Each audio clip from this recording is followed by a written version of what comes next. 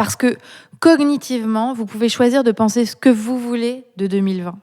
Et que si vous pouvez penser que cela vous a apporté quelque chose, alors vous terminerez l'année un petit peu plus apaisé que vous ne l'êtes aujourd'hui. Et c'est vraiment tout le bien que je vous souhaite. Bienvenue à toutes les femmes ambitieuses. Vous écoutez l'épisode 118 et aujourd'hui, je vous parle de l'année 2020 et pourquoi elle nous a fait grandir. Je m'appelle Jenny Chamas, je suis master coach certifiée et auteure du livre Ambitieuse et épanouie. Femme ambitieuse est le podcast de coaching qui aide les femmes à dépasser les obstacles pour réaliser leurs rêves et devenir de meilleurs leaders. Pour me soutenir dans cette mission, abonnez-vous au podcast et laissez un avis 5 étoiles sur la plateforme de votre choix. 1000 merci. Nous nous souviendrons de 2020. Cette année sera marquée dans les livres d'histoire de nos petits-enfants, c'est certain.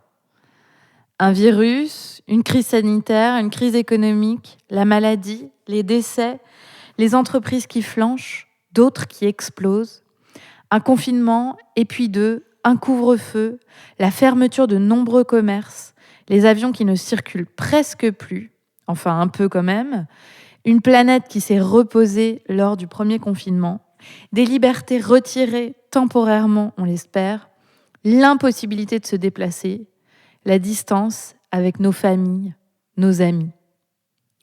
Une année difficile pour tous, sans aucun doute. Et vous me connaissez, je n'ai pas enregistré ce podcast pour vous plomber le moral, bien au contraire. J'ai choisi de faire un bilan de tout ce que les chamboulements de 2020 m'ont permis de comprendre et de quelle façon certains changements ont été constructifs malgré la contrainte. Je vous parle d'une histoire, la mienne. Elle est à bien des égards très privilégiée et j'en ai conscience. Elle ne reflète pas la réalité de tous. Et en même temps, ce dont il s'agit ici, c'est de vous montrer comment vous pouvez tenter de voir le verre à moitié plein, même quand il est à moitié vide ou carrément vide. Pourquoi ? Parce que cognitivement, vous pouvez choisir de penser ce que vous voulez de 2020. Et que si vous pouvez penser que cela vous a apporté quelque chose, alors vous terminerez l'année un petit peu plus apaisé que vous ne l'êtes aujourd'hui. Et c'est vraiment tout le bien que je vous souhaite. Vous savez, c'est dans l'inconfort et dans la difficulté qu'on se développe le plus. Ce sont dans ces moments-là qu'on apprend le plus. Alors je vous propose de vous partager ce que l'année 2020 m'a appris en toute transparence.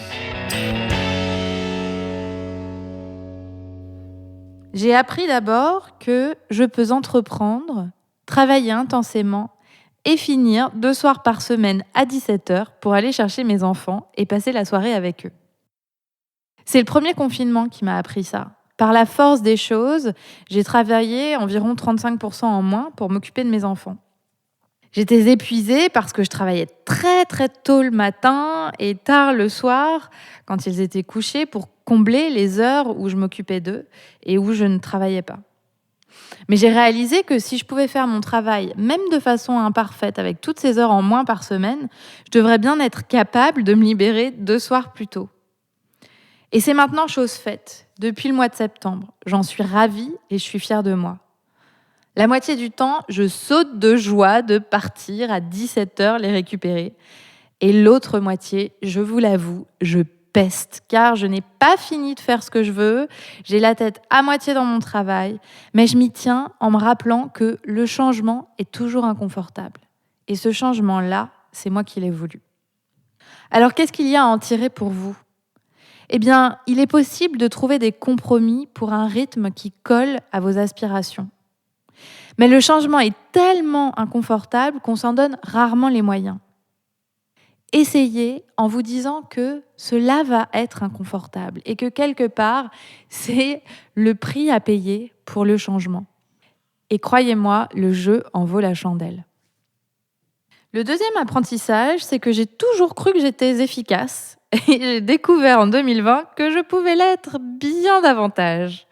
Quand on n'a que 65% du temps de travail normal et qu'on a toujours les mêmes choses à faire, la seule façon d'y arriver, c'est de le faire en moins de temps.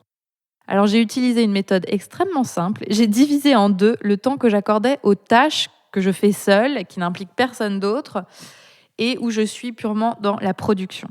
Et ça a marché. On pourrait croire que c'était mal fait, mais non, parce qu'en fait, en 2 fois moins de temps, en général, on fait un travail à 80% parfait. Souvent, la moitié supplémentaire, c'est une moitié où on procrastine, où on perd du temps, où on peaufine. Et finalement, cette moitié, elle n'est pas nécessaire pour faire du bon boulot. Alors, ça me permet aujourd'hui d'être beaucoup plus efficace et d'éviter la procrastination.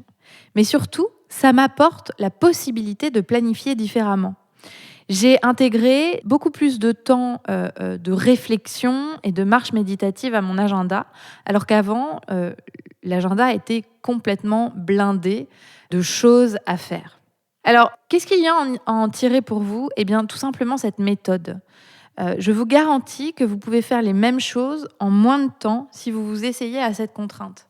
Évidemment, il y a peut-être des tâches que vous avez déjà optimisées au maximum, mais la plupart du temps, on passe beaucoup trop de temps de cerveau sur certaines choses. Alors, je vous suggère d'essayer et surtout de vous demander, si vous arrivez à faire les choses en 2 fois moins de temps, qu'est-ce que ça vous permettrait de faire par ailleurs ? 3e apprentissage. Il existe un espace de liberté en moi, et d'ailleurs en chacune d'entre vous, que on peut rejoindre à travers la méditation. J'ai souffert de la contrainte. J'ai souffert de la privation de liberté nécessaire à la situation. D'ailleurs, c'est encore un sujet pour moi dans ce 2e confinement. Mais j'ai compris que je ne pourrais pas continuer à pester et à me sentir mal aussi longtemps que le ou les confinements dureraient, parce qu'on en est au 2e, mais qui dit qu'il n'y en aura pas un 3e ou un 4e ? Alors j'avais envie de retrouver un sentiment de liberté. Et ce sentiment-là, je l'ai trouvé en moi à travers la méditation. Parce que ce que la méditation me permet de me rappeler, c'est qu'il n'y a qu'une chose qui compte, l'instant présent. J'étais là. J'avais la chance de respirer, d'avoir ma famille autour de moi, d'avoir un toit sur la tête, d'avoir de la nourriture dans mon assiette. La méditation m'a permis d'être présente et de ressentir de la gratitude pour de petites choses du quotidien, plutôt que de passer mon temps à voir tout ce qui me manquait. Parce que des choses qui me manquaient, il y en avait plein. Ce n'est pas toujours évident de repérer l'instant présent. Et je travaille chaque jour à vivre un peu plus au présent avec, il faut le dire, plus ou moins de succès. Aujourd'hui, je mesure davantage ma chance d'avoir cette capacité à apprécier l'instant présent. Évidemment, je m'en éloigne très souvent, mais j'ai appris à ramener mon attention à l'instant présent. Et c'est une compétence extrêmement apaisante et utile. Je vous la recommande. Alors ici, quels sont les apprentissages pour vous ? Eh bien, celui de trouver votre propre espace de liberté à travers la méditation. J'ai d'ailleurs fait, à l'issue du 1er confinement, un podcast à ce sujet dans lequel je vous donne des pistes et des ressources pour développer cette pratique de vivre l'instant présent pour vous-même. Alors, foncez écoutez l'épisode 108 si ce n'est pas déjà fait. Je sais qu'il vous a beaucoup, beaucoup plu. Le 4e apprentissage de 2020, c'est que j'ai gagné en confiance dans ma créativité. Je crois que cette année, ce que j'ai le plus développé, c'est ma créativité. J'avais toujours été convaincue, je ne sais pas pourquoi, que je n'étais pas créative. Je me voyais un peu comme la leader qui accompagne les créatifs. D'ailleurs, j'avais fait une école, l'Institut français de la mode, qui était vraiment dédiée à ça. J'adorais la mode, mais je ne me voyais pas créa. Donc, moi, je voulais accompagner les créatifs. Aujourd'hui, après toutes ces péripéties de 2020, je peux vous dire que je crois profondément que je suis créative comme tous les gens sur cette terre et surtout, je travaille cette créativité au quotidien. Tous les plus beaux projets que j'ai menés cette année sont nés sous la contrainte. Un temps très limité, l'urgence de devoir trouver une solution, un outil qui cesse de fonctionner et qui met en péril une partie de mon chiffre d'affaires, la distance avec les autres. J'ai appris que le challenge, même s'il est terriblement inconfortable, booste la créativité. Je me suis toujours pensée comme une personne de sang-froid. Je crois vraiment qu'il y a une solution à tout. Sauf que Avant 2020, je pense que j'en doutais encore au niveau entrepreneurial. En fait, il fallait que tout se passe comme je l'avais imaginé pour que je me sente en contrôle, rassurée et confiante. Aujourd'hui, avec tout ce qu'on a vécu en 2020 et toutes les adaptations qu'il a fallu que je fasse, j'ai bien plus confiance en ma capacité de m'adapter au niveau business, car en fait, j'ai dû l'expérimenter par la force des choses. Concrètement, j'ai trouvé de nouveaux moyens de parler à mon audience. J'ai écrit des textes, les madames, qui sont nés d'un après-midi de pages blanches et d'une urgence à écrire. J'ai développé de nouveaux cours, des bonus pour mes clientes et même de nouveaux canaux d'acquisition que je n'avais pas encore explorés. Les résultats sont frappants.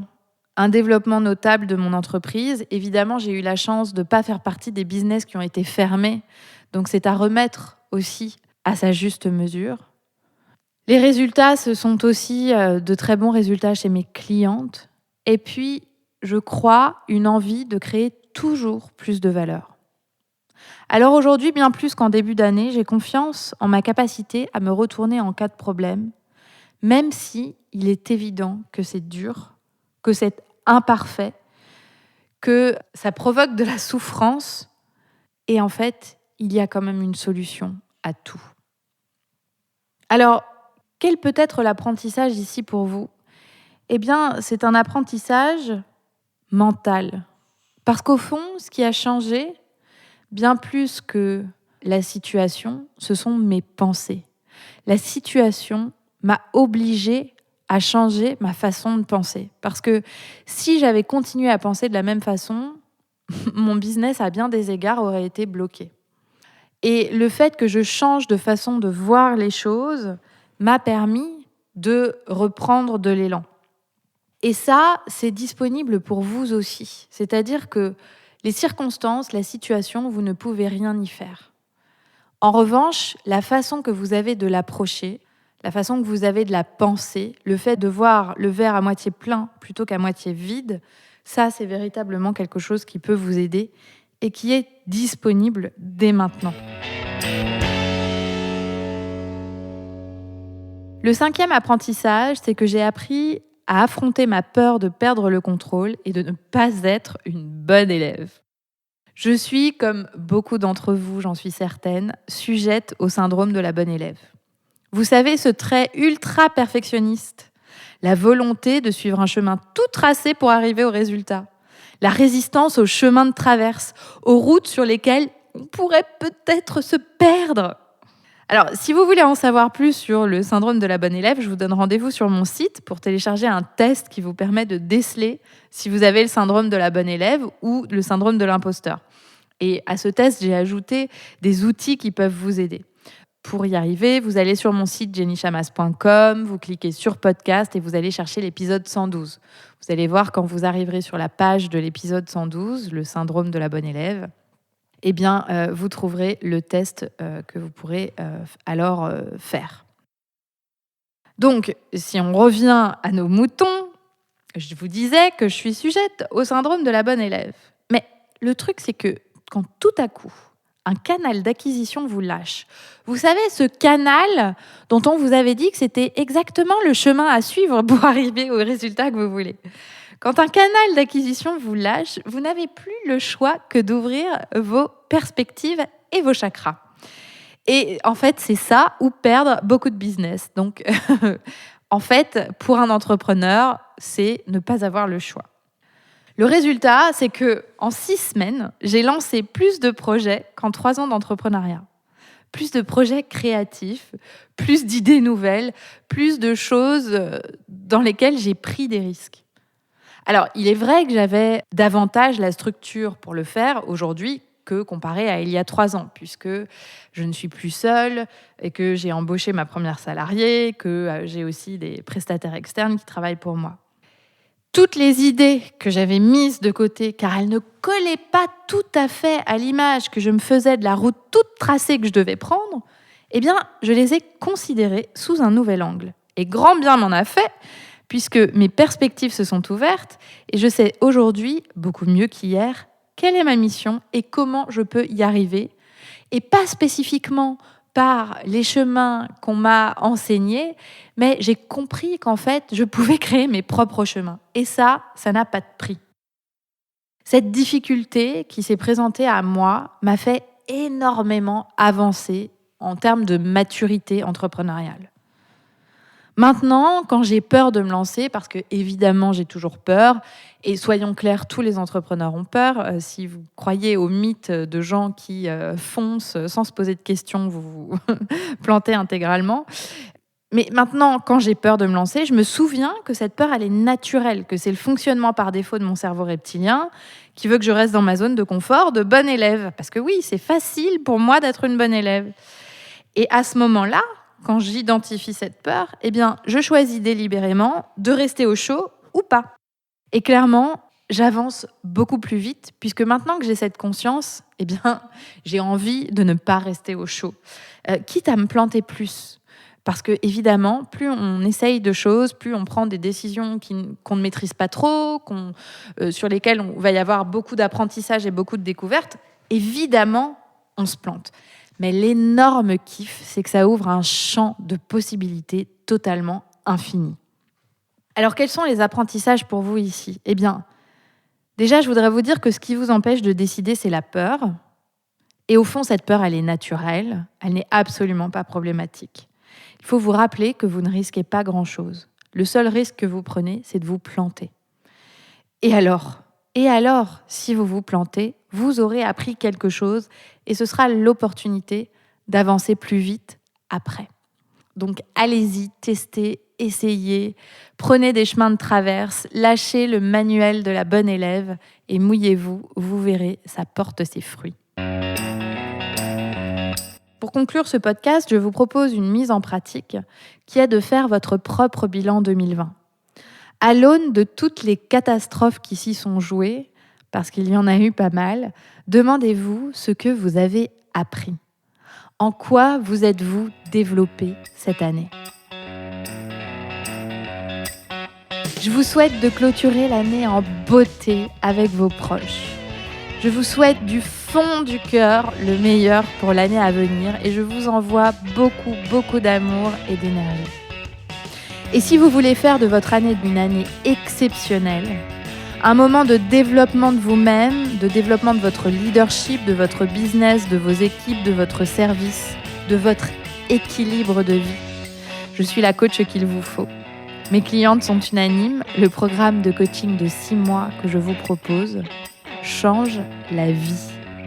Alors si vous êtes manager, entrepreneur ou dirigeante, je peux vous aider à avancer sur le chemin de vos objectifs, à devenir une meilleure leader et surtout à vous épanouir à le faire. Ma méthode, vous apprendre à reprogrammer votre cerveau pour relever vos challenges sereinement. Pour en bénéficier, vous pouvez cliquer sur le lien dans les notes de cet épisode ou bien vous rendre directement sur mon site jennychamas.com et cliquer sur « Travailler avec Jenny ».